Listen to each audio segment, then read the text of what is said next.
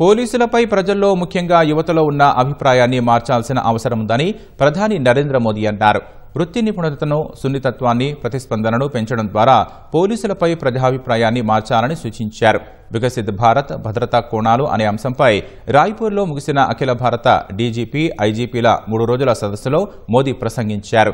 నిషిద్ధ సంస్థలను ఎప్పటికప్పుడు పర్యవేక్షించడానికి, వామపక్ష తీవ్రవాద ప్రభావం నుంచి బయటపడిన జిల్లాల్లో సమగ్ర అభివృద్ధి పరిశీలనకు, తీర ప్రాంత భద్రతను బలోపేతం చేసేందుకు వ్యవస్థలను ఏర్పాటు చేయాల్సిన అవసరాన్ని గుర్తు చేశారు.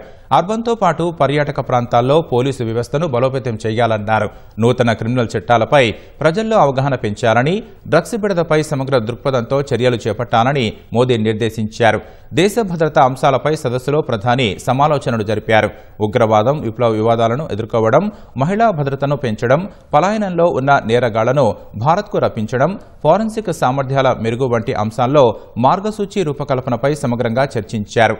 నిఘా విభాగంలో విశిష్ట సేవలను అందించిన వారికి రాష్ట్రపతి పోలీసు పథకాలను ప్రధాని ప్రదానం చేశారు.